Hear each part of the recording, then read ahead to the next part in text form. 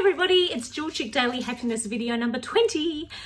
I just want to say I've had a really nice day today, and at the end of the day I was in here and all that sort of stuff. I had a face mask and I did all sorts of fun things, and at the end of the day I was just kind of playing around, and I thought, I might go and see if I can still remember how to play the Entertainer on the piano, because Zoe had been singing it the other day and I said, you do know I used to be able to play that on the piano, don't you? And she's going, yes, I know that, da, da, da. So I went in, and of course I can't remember it, 2 consecutive notes, and it was so funny. So I'm battling away, and after a little bit I could, strike a few notes and all that sort of stuff. And I was just enjoying sitting there stuffing around. Anyway, Paul came home from work, I had no idea, and he heard me from the kitchen. So he starts recording and coming in, and then I just lost, I couldn't stop laughing because it was so tragic how bad I was. I'll put it on at the end of this to show you what he did. Anyway, I used to have this really lovely piano teacher. Her name was Miss Butler.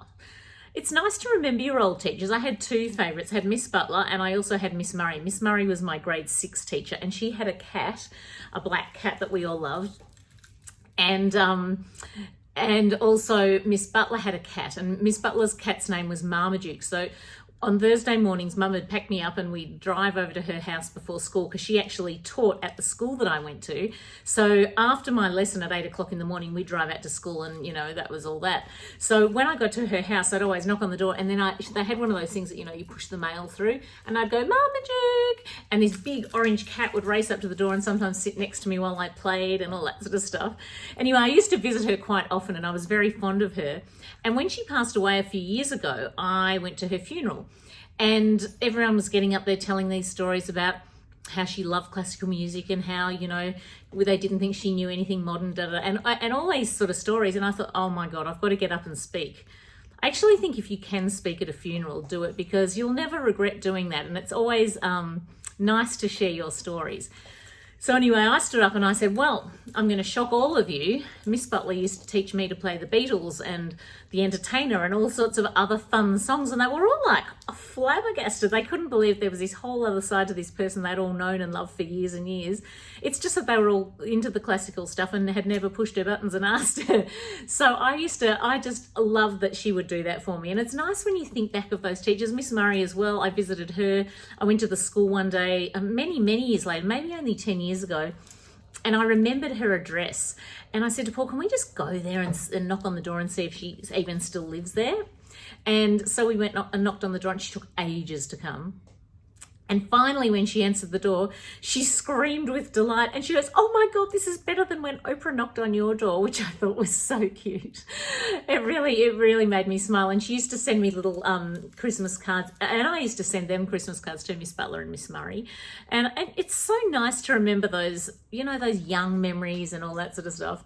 Anyway, I have got a funny story to tell you. So when I was applying to be an exchange student, I actually applied with Rotary and AFS, but then all of a sudden at the last minute, I couldn't go with Rotary because my dad was a Rotarian, blah, blah, blah. But I did go through the whole shenanigans of the, the interviews, and we went on a camp and all that sort of stuff.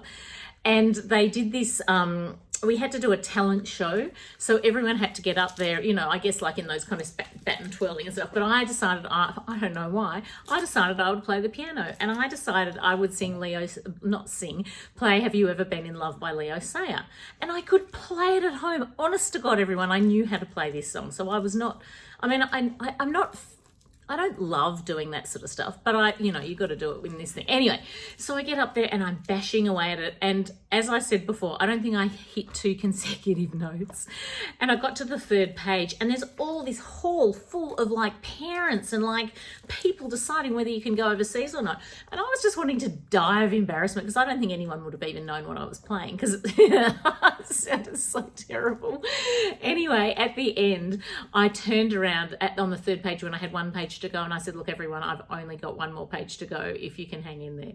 And everyone laughed, and it kind of broke the ice of me being so hideously tragic. I don't know what it is, but I've never been able to play the piano in front of anyone, so you're never gonna see it.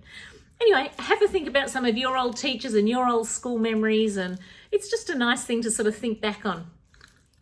Lots of love. See you tomorrow.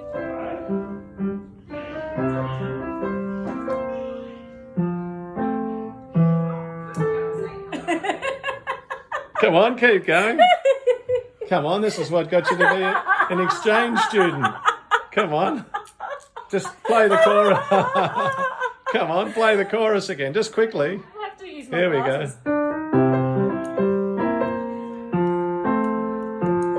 I can't do it anymore.